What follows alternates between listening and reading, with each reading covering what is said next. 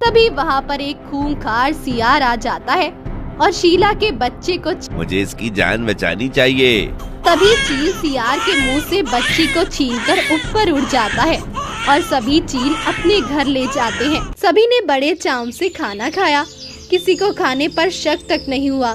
सभी को यही लगा कि वो उनकी बहन को ही खा रही हैं। वाह वाह, ये तो उस दिन से भी ज्यादा स्वादिष्ट बना है।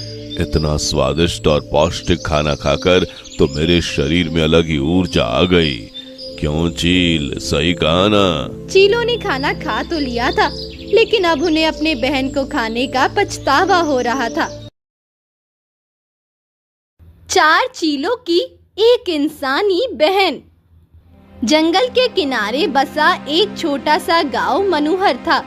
उसी गांव में 2 पति पत्नी और एक छोटी सी बच्ची थी। पति का नाम हरिया और पत्नी का नाम शीला था। हरिया के पास 2 गाय, 2 बैल और एक छोटा सा बछड़ा था। हरिया उन सभी जानवरों को रोज चराने ले जाता था। हरिया एक दिन शाम के समय सभी जानवरों को चराने के लिए जाता है और किसी कारणवश उसको घर लौटने में देरी हो जाती है। अभी तक उमा के पापा लौटकर घर वापस नहीं आए। कहीं उन्हें कुछ हो तो नहीं गया? नहीं, ऐसा नहीं हो सकता। मुझे उन्हें ढूंढना होगा। मैं उन्हें ढूंढने जरूर जाऊंगी। इतना कहकर शीला अपनी बच्ची को लेकर मैदान की तरफ हरिया को ढूंढने निकल पड़ती है। चलते चलते शीला मैदान में पहुंचती है। तभी वहाँ पर एक खूंखार सियार आ जाता है और शीला के बच्चे को छीनकर जंगलों की तरफ भागने लगता है। परंतु ऊपर वाले को कुछ और ही मंजूर था। उसी समय 4 चील अपने घर को उड़ते हुए जा रहे थे। तभी उन्होंने देखा कि एक खूंखार सियार बच्ची को लेकर जंगलों की तरफ जा रहा है और बच्ची भी काफी ज्यादा रो रही है। अरे भाइयों, ये बच्ची को दुष्ट सियार लेकर कहाँ जा रहा है? मुझे तो लगता है ये दुष्ट सियार गांव से बच्ची चुरा कर लाया है। मुझे इसकी जान बचानी चाहिए। तभी चील सियार के मुंह से बच्ची को छीनकर ऊपर उड़ जाता है और सभी चील अपने घर ले जाते हैं। घर पहुंचते ही सभी चील आपस में बातें करते हैं। भाइयों, इस मासूम बच्ची की क्या करें? इसके माँ बाप का तो कोई अता पता नहीं। अरे भैया, क्या करना है? इस बच्ची की सभी भाई मिलकर पालन पोषण करेंगे। सभी चील एक दूसरे की बात मान लेते हैं और बच्ची को चारों चील अपनी बहन मानने लगते हैं। कुछ दिन बीत जाने के बाद वो बच्ची सयानी हो जाती है। चारों चील भाई अपनी बहन को बहुत लाड प्यार किया करते। सब कुछ ठीक ठाक चल रहा था। एक दिन की बात है। सुनिए भाइयों, आज कुछ बढ़िया सा शिकार ले आइए और हाँ, मुझे कुछ सब्जियां भी ला कर दीजिए खाना पकाने के लिए। मुझे उनकी जरूरत है। ठीक है बहन, जैसा तुम कहो। चोले, गोली, तुम दोनों सब्जियां लाने जाओ और बाकी तुम दोनों मेरे साथ चलो, हम शिकार पे जाते हैं। बड़े भाई के कहे मुताबिक दोनों चील सब्जियां लाने चले गए और बाकी बच्चे सभी चील शिकार की खोज में चले गए। शिकार की तलाश में वो बहुत दूर तक चले गए, लेकिन उन्हें कहीं पर भी कोई शिकार नहीं मिला। अरे कोई शिकार क्यों नहीं मिल रहा? सुना भाइयों, आओ जरा पेड़ की छांव में बैठते हैं। सभी थक हार कर पेड़ की डाल पर बैठ गए। अरे भाई, लगता है हमें आज शिकार नहीं मिलेगा। आज तो हमें सब्जियां खाकर ही काम चलाना होगा। अरे चोले, क्या कह रहा है? हमारी बहन ने कितने प्यार से कहा है कोई बढ़िया शिकार लेकर आओ। अगर हम ऐसे ही खाली पंख चले गए तो बहन का दिल टूट जाएगा। तभी वहाँ पर बूढ़ा गिद्ध, जो चीलों के पिता का बहुत ही खास दोस्त था, वो वहाँ पर आ जाता है। अरे बाबा आप? हाँ, तुम सबको चिंता में देखा, इसलिए तुम्हारे पास आ गया। बताओ क्या हुआ? इतने परेशान क्यों लग रहे हो? अरे बाबा, हम बहुत देर से शिकार ढूंढ रहे हैं, लेकिन हमें कोई शिकार नहीं मिल रहा और ऊपर से बहन ने कहा आज कोई अच्छा शिकार खाना है। अच्छा, तो ऐसी बात है। फूलों के बगीचों के पीछे गुफा है, वहां पर एक हिरन अपने बच्चे के साथ रहती है, लेकिन अभी वो खाना लाने गई है, इसलिए उसका बच्चा अभी गुफा में अकेला है। तो जाकर बच्चे का शिकार करो। अच्छा, क्या सच में? आपका बहुत बहुत धन्यवाद बाबा। पिताजी के जाने के बाद आप ही तो हैं जो हम भाई बहनों को समझते हैं। हाँ हाँ, जाओ जाओ, वरना वो हिरन हाथ से चला जाएगा। चलो भाई, वो हिरन हाथ से नहीं जाना चाहिए। अरे बाबा, आप भी रात का खाना हमारे घर खाना। ठीक है, मैं आऊंगा। सभी भाई मिलकर गुफा के अंदर चले जाते हैं। वहाँ एक हिरन का बच्चा सो रहा था। सभी चीलों ने मिलकर उस बच्चे का शिकार किया और शाम होने से पहले शिकार लेकर अपने घर आ गए। ये ले बहन शिकार, अब इसे जल्दी से पका दो, मुझे बहुत भूख लग रही है।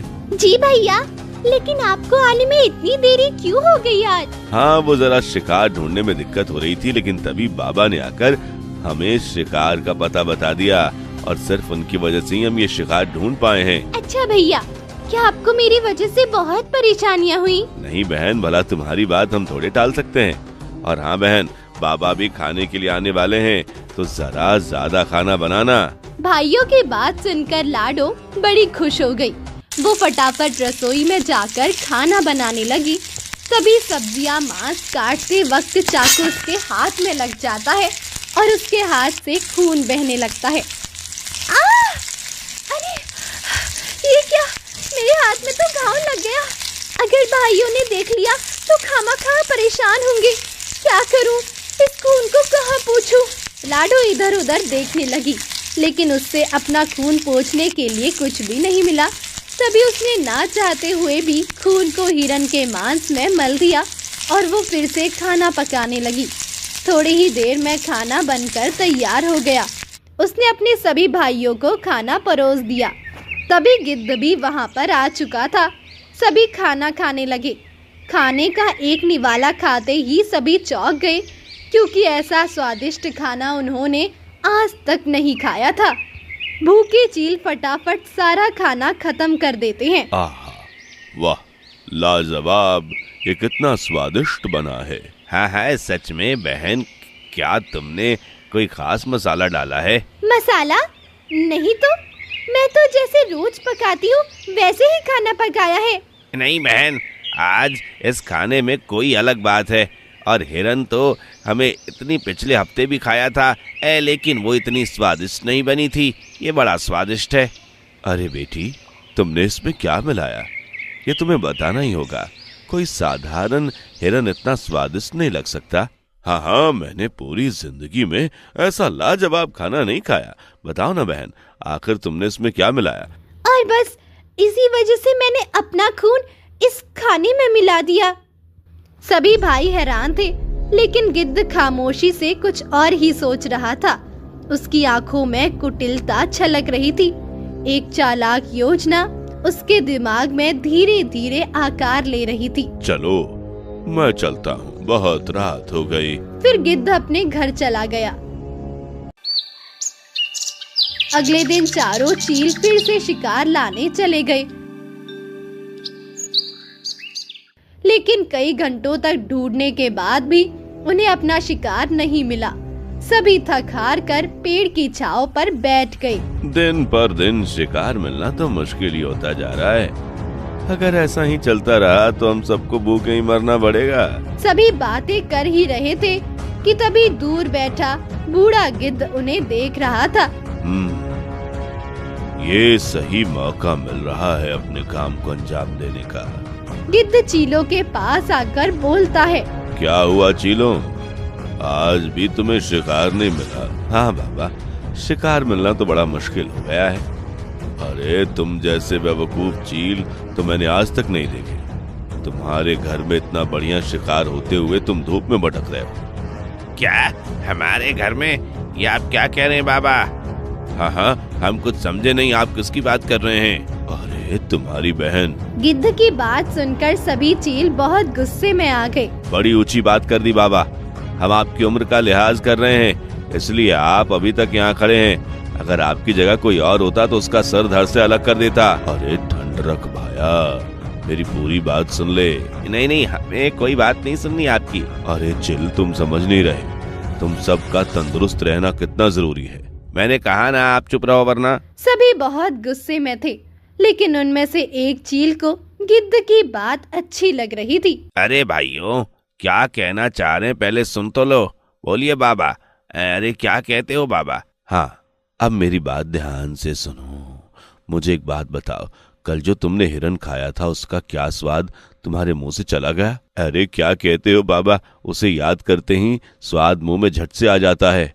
हाँ, जरा सोचो चीलों, अगर तुम्हारे बहन की कुछ बूंदें उसमें गिर गईं तो वो इतना स्वादिष्ट लग रहा था।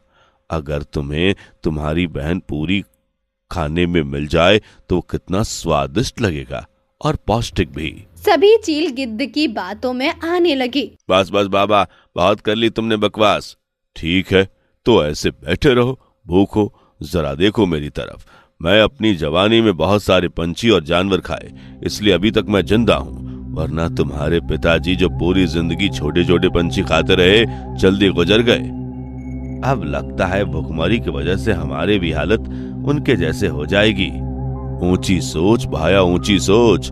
अगर तुम्हें अपने आप को स्वस्थ रखना है तो तुम्हें अपनी स्वादिष्ट बहन को अपना निवाला बनाना होगा। अच्छा, तुम कुछ भी कह लो, लेकिन हम तुम्हारी बात नहीं मानने वाले। मान गए, हम मान गए बाबा। क्या भैया, आप ये क्या कह रहे हैं? इस गिद्ध की बातों में मत आइए। तू चुप कर भोलू बड़े। भैया मान गए मतलब सब मान गए, क्यों भाइयों? सभी भाइयों ने हाँ में जवाब दिया। हाँ हाँ, भैया सही कह रहे हैं। अगर हम ही कमजोर हो गए तो क्या फायदा। सभी ने गिद्ध की बात मान ली, सिवाय छोटे भाई भोलू के। उसका मन ये सब करने के लिए नहीं मान रहा था, लेकिन बड़े भाई के आगे वो कुछ नहीं बोल सकता था। सभी चील गिद्ध को लेकर अपने घर वापस आ गए। अरे भाइयों, आज तो आप बड़ी जल्दी वापस आ गए। क्या हुआ?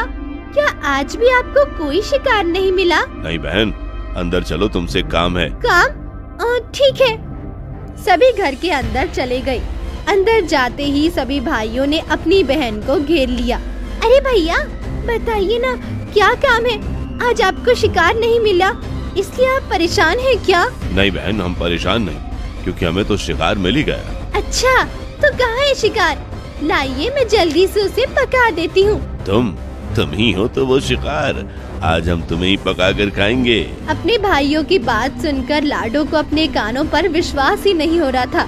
अरे मेरा मुंह क्या देख रहे हो?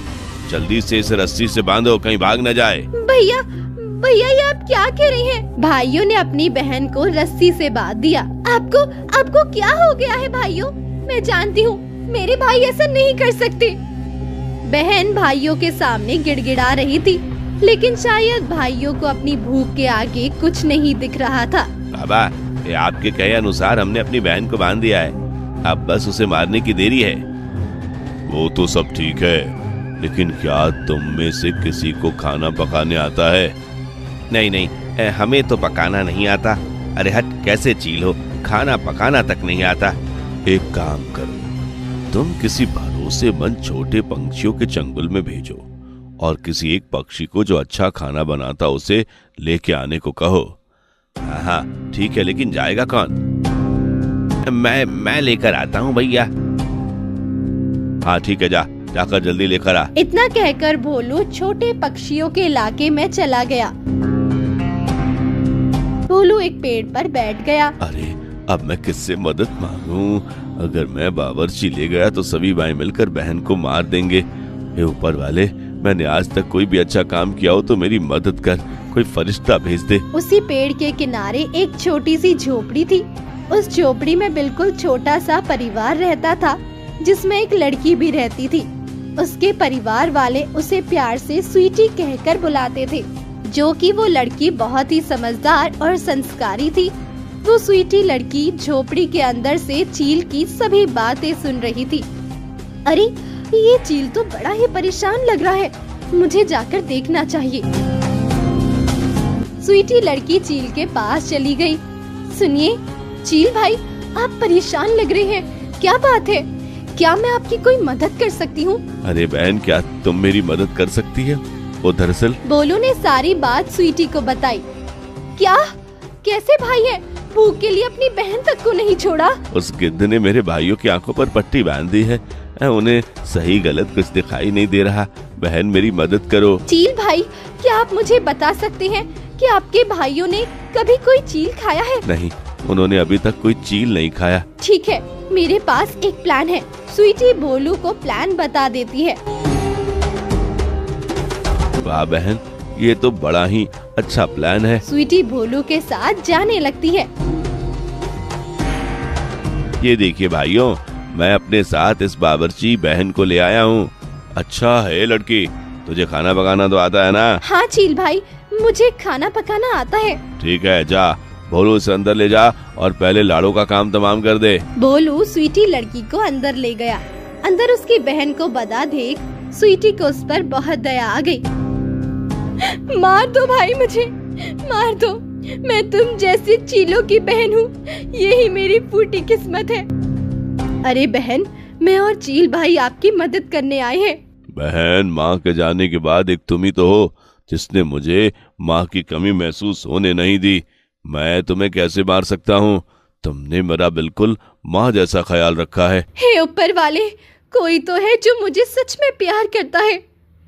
चील भाई, आप भी बाहर जाएं, तब तक मैं खाना पका देती हूँ। चील बाहर चला गया। स्वीटी ने अपने साथ लाए हुए मशरूम को पका दिया और उनकी सब्जी बनाकर सभी को परोस दिया। अरे वाह, खुशबू तो बहुत बढ़िया रही है। अरे वाह बावर्ची, अच्छा काम किया है तूने। चलो अभी दावत का मजा उड़ाते हैं। सभी ने बड़े चाव से खाना खाया। किसी को खाने पर शक तक नहीं हुआ। सभी को यही लगा कि वो उनकी बहन को ही खा रही हैं। वाह वाह, ये तो उस दिन से भी ज्यादा स्वादिष्ट बना है। इतना स्वादिष्ट और पौष्टिक खाना खाकर तो मेरे शरीर में अलग ही ऊर्जा आ गई। क्यों चील, सही कहा ना? चीलों ने खाना खा तो लिया था, लेकिन अब उन्हें अपने बहन को खाने का पछतावा हो रहा था। भाइयों, ये हमने क्या कर दिया? अपने ही प्यारी बहन को मार कर खा गए। नहीं, हम ऐसा कैसे कर सकते हैं? भाई, हमें ये क्या हो गया था? हम इतने क्रूर कैसे हो गए? जिस बहन ने हमें इतना प्यार दिया, हमने उसी को मार दिया। हमारी बहन हमें कभी माफ नहीं करेगी। भोलू, तुम सही कह रहे थे, हमें तेरी बात मान लेनी चाहिए थी। तेरी बात ना मानकर हमने बहुत बड़ा पाप किया। मैं अपने आप को कभी माफ नहीं कर सकता। अब मैं अपने आप को मौत के घाट उतार लूंगा। रुक जा बड़े भाई, तुम अकेले नहीं बल्कि हम सब ने मिलकर एक गिरा हुआ काम किया है। हमारी बहन तो हमारे वापस नहीं आ सकती, इसलिए हम सभी उसके पास जाएंगे। हाँ हाँ, मर जाओ, मैं तुम्हें खा जाऊंगा। सभी चीलों ने मरने का फैसला कर लिया कि तभी रुक जाइए भैया, हमारी बहन जिंदा है। क्या बोलूं, तू क्या कह रहा है? हाँ भैया, मैं सच कह रहा हूँ। बहन बाहर आओ। चीलों की बहन बाहर आ गई। बहन को जिंदा देखकर सभी भाइयों को ऐसा लगा जैसे उन्हें उनकी जिंदगी की सारी खुशियाँ वापस मिल गई हो। अरे ये जिंदा कैसे है? अरे देख क्या रहे हो चीलो, मार डालो इसे। नहीं नहीं, बहुत हो गया गिद्ध, हम तेरे बहकावे में अब नहीं आएंगे। अच्छा तुम ना सही, मैं ही काम तमाम कर देता हूँ। अब तू मारेगा हमारी बहन को? आज तो मैं तुझे छोड़ूंगा नहीं। गिद्ध वहाँ से भागने लगा। भोलू भी उसे पकड़ने के लिए उसके पीछे चला गया। हम तो तुमसे माफी मांगने के लायक भी नहीं हैं। हाँ बहन, हमें माफ कर दो, वरना पूरी जिंदगी हम पछतावे में ही जिएंगे। भाइयों, मुझसे माफी मांगने की आपको कोई जरूरत नहीं है। मैं जानती हूँ आप मुझे मारने का सोच भी नहीं सकते। ये सारा किया धरा उस गिद्ध का है। स्वीटी बहन, अगर आज तुम हमारी मदद नहीं करती तो शायद भाइयों की आंखों से ये पट्टी कभी नहीं हटती। आपकी मदद करके मुझे भी बहुत अच्छा लगा। चलिए मैं चलती हूँ। भाई बहन को फिर से मिलाकर स्वीटी वहाँ से चली जाती है। पहलगांव में एक घर के आंगन में मीरा भेड़ अपने घर में मजे से सो रही थी। माँ, उठिए ना, मुझे भूख लगी है। माँ, उठिए ना प्लीज। इतनी जल्दी उठाकर मेरी नींद क्यों खराब कर रहे हो? मुझे सोने दो बेटा। माँ, हमने कल भी खाना नहीं खाया है। हमें खाना दीजिए ना। आलसी मीरा भेड़ को इच्छा ना होकर भी उठना पड़ता है। चैन से सोने भी नहीं देते, भुक्कड़ कहीं के। आप हमें भुक्कड़ क्यों कह रही हो माँ? कल ही मैं ढेर सारा खाना लेकर आई थी, वो कहाँ गया? वो खाना हम खा गए माँ। तुम्हारा पेट है कि कुआं? जितना लाती हूँ उतना ठूस लेते हो, भुक्कड़ कहीं के। फिर मीरा भेड़ खेत में खाना ढूंढने निकलती है। इन बच्चों ने नाक में दम कर रखा है, उन्हें क्या पता खाना लाने में कितनी मेहनत लगती है। मीरा कामचोर और आलसी भेड़ थी, उसे सारा दिन बस सोना ही पसंद था। पिछली बार तो जैसे तैसे मुझे जंगल में खाना मिल गया था, पर अब तो वहाँ के प्राणी मुझे बिल्कुल भी खाना नहीं देंगे। अब खाना कहाँ से लाऊं? तभी मीरा भेड़ को दूर एक बड़ा सा बगीचा दिखाई दिया। अरे वाह, इतने सारे फलों के पेड़, चलो वहीं से फल तोड़ लेती हूँ। जैसे ही मीरा भेड़ फल तोड़ने जाती है तो बैल उसे रोक लेता है। रुक जा भेड़, तो यहाँ से फल नहीं तोड़ सकती। देखिए, मुझे थोड़े फल लेने दीजिए, मेरे बच्चे बहुत भूखे हैं। ये फल खैरात में देने के लिए नहीं, ये फल चाहिए तो तुझे इसके पैसे देने पड़ेंगे। पैसे तो नहीं है मेरे पास। तो फिर मैं तुम्हें फल नहीं दे सकता। देखिए, मैं सुहागन होते हुए भी विधवा जैसी जिंदगी जी रही हूँ, कृपया करके मुझे फल लेने दीजिए। क्या तेरा पति तेरे साथ नहीं रहता है? नहीं, मेरा पति तीनों बच्चों को छोड़कर चला गया। मीरा भेड़ के बार बार मिन्नतें करने के बाद बैल को उस पर दया आ गई। ठीक है, मैं तुम्हें रोज खाना दे सकता हूँ, लेकिन मेरी एक शर्त है, तुम्हें रोज मेरे बगीचे में पानी देने और रखवाली करने का काम करना पड़ेगा। जरा सा फलों के लिए मैं रोज इतनी मेहनत क्यों करूं? मैं कोई काम नहीं करना चाहती। आलसी मीरा भेड़ बैल के ऑफर को ठुकरा कर वहाँ से चली जाती है। काम की बात आई तो कामचोर ने अपनी औकात बता दी। अच्छा हुआ चली गई, वरना मैं इसे धक्के मारकर निकाल देता। दूर दूर तक चलने पर मीरा भेड़ के पांव दर्द करने लगते हैं। थोड़े से खाने के लिए कितना चलना पड़ता है, चल चल कर मेरे पांव दर्द करने लगे हैं। अब जल्दी से खाना मिल जाए तो अच्छा है। तभी मीरा भेड़ को दूर एक इंसानों का घर दिखता है, जहाँ आंगन में खड़ी दो भेड़ घास खा रही थी। अरे वाह, वो भेड़ मेरी जाति की है, वो जरूर मुझे खाना देंगी। खाना लेने के लिए मीरा भेड़ उन दो भेड़ के पास जाती है। अरे बहनों, क्या मुझे थोड़ी घास मिल सकती है? नहीं नहीं, यहाँ खाना मुफ्त नहीं मिलता, कड़ी मेहनत करनी पड़ती है। कड़ी मेहनत? हाँ, हमें रोज इस मालिक को अपना दूध देना पड़ता है, तब जाकर वो हमें ये खाना देते हैं। तभी वहाँ घर का मालिक भोला आता है। अरे अरे, ये भेड़ कहाँ से आ गई? मेरा नाम मीरा है, मेरे बच्चे भूखे हैं, मुझे थोड़ा खाना मिलेगा क्या? देखो, ये घास बहुत मुश्किल से मिलती है, अगर तुम मुझे अपना दूध दोगी तो इन भेड़ियों की तरह मैं तुम्हें भी रोज अच्छा खाना दूंगा। ना भाई ना, जरा से खाने के लिए मैं अपना दूध क्यों दूं? तो फिर चलती बनो यहाँ से, कामचोर कहीं की। धीरे धीरे मीरा भेड़ थोड़ा और आगे जाती है, तब उसे खेत दिखाई पड़ता है। अरे वाह, इस खेत में कितनी सारी फसल है, यहाँ से तो मुफ्त का खाना जरूर मिलेगा। उस समय खेत में कोई भी नहीं था। इसका फायदा उठाकर मीरा भेड़ खुद पेट भरकर खाना खा लेती है और अपने बच्चों के लिए ढेर सारी फसल तोड़ लेती है। खाना ज्यादा खा लिया है, पेड़ के नीचे थोड़ा आराम कर लेती हूँ। आलसी मीरा भेड़ खाना खाकर पेड़ के नीचे सो जाती है। कुछ देर बाद वहाँ खेत का मालिक आ जाता है। अरे, मेरी फसल किसने तोड़ी?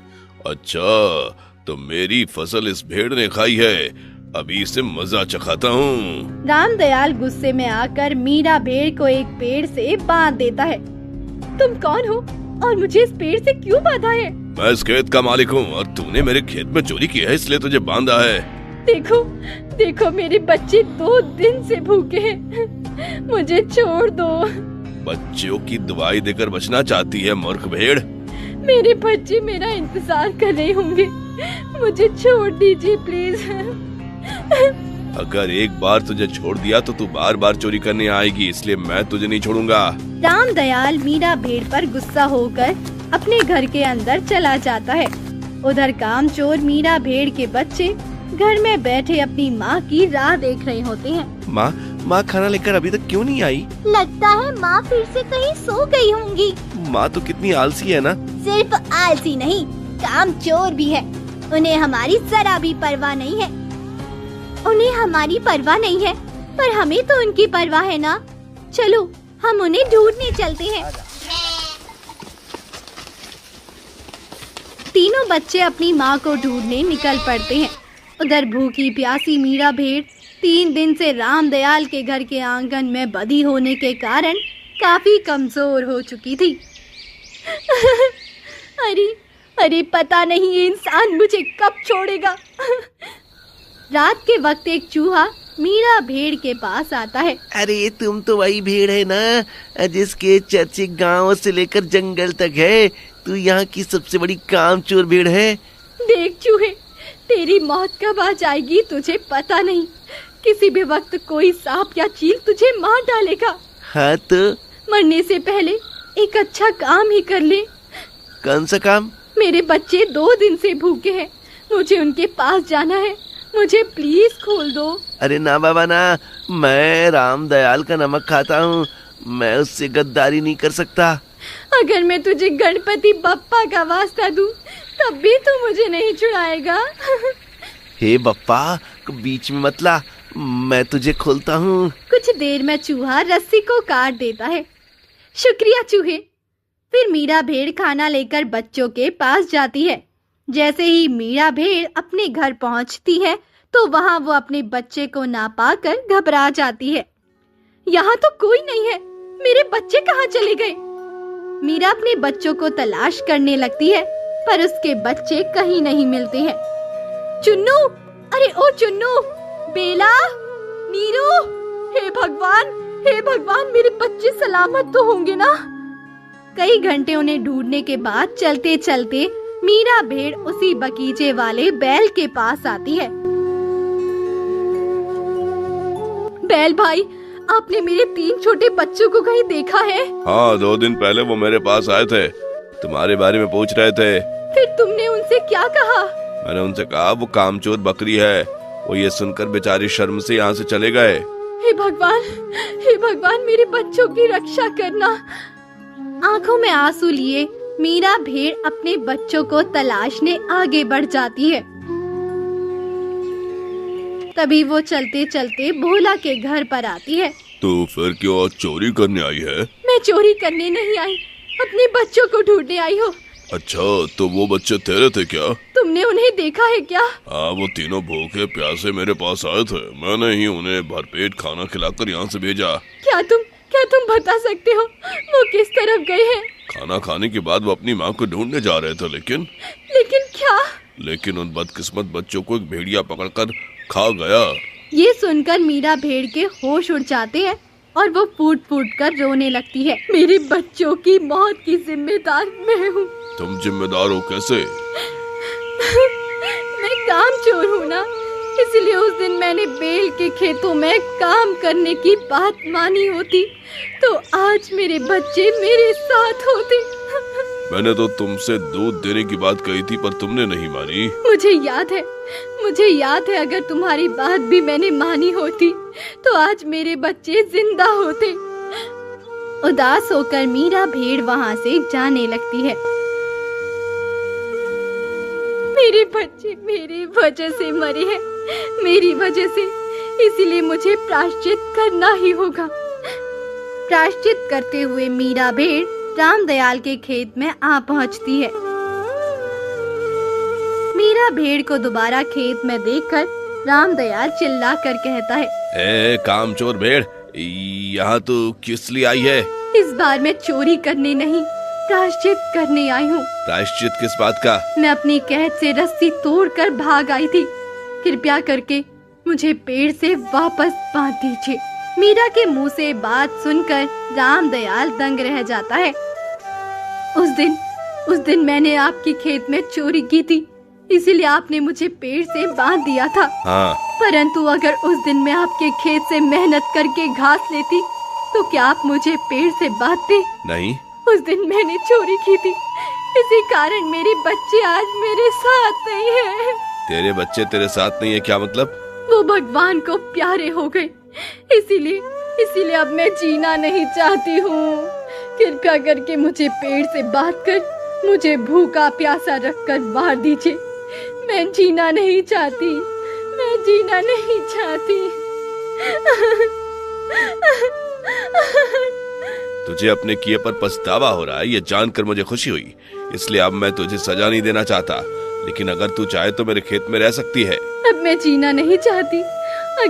अगर आप मुझे सजा नहीं देना चाहते तो मैं कहीं और जाकर अपना जीवन समर्पित कर लूंगी। इतना बोलकर मीरा भेड़ उदास होकर जाने लगती है। तभी पीछे से एक आवाज आती है। हमें छोड़कर जाओगी माँ? अपने बेटों की आवाज सुनकर मीरा भेड़ पीछे मुड़कर देखती है। अपने तीनों बच्चों को वो जिंदा पाती है। अपने बच्चों को जीवित देख मीरा भेड़ की खुशी का कोई ठिकाना नहीं रहता। वो दौड़ दौड़ कर अपने बच्चों के पास आकर उनसे लिपट जाती है। मेरे बच्चे कहाँ चले गए थे तुम लोग? तेरे बच्चे इस चूहे के कारण जिंदा हैं। तेरे बच्चे को भेड़िए ने घेर लिया था। ये बात जैसे ही चूहे ने मुझे बताई, फौरन मैं इन्हें बचाने चला गया। रुक जा भेड़िया, रुक जा। अगर तूने इन बच्चों को छुआ तो मेरे सारे बंदूक की गोली तेरे सीने को छलनी कर देगी, और फिर तेरे बच्चे को बचाकर मैं अपने साथ यहाँ लेकर आया। ये सुनकर मीरा भेड़ बहुत खुश होती है। सेठ जी, अब मैं जीवन भर आपके साथ, अपने परिवार के साथ रहना चाहती हूँ। लेकिन तुम यहाँ कड़ी मेहनत कर पाओगी? मुझे पता चल गया है कि मेहनत करने वाले कभी भूखे नहीं मरते। माँ, हमें खुशी है कि अब तुम्हें मेहनत की कीमत समझ में आ गई है। उसी दिन के बाद से मीरा भेड़ और उसके बच्चे रामदयाल के खेतों में कड़ी मेहनत करने लगे और खुशी खुशी अपना जीवन बिताने लगते हैं।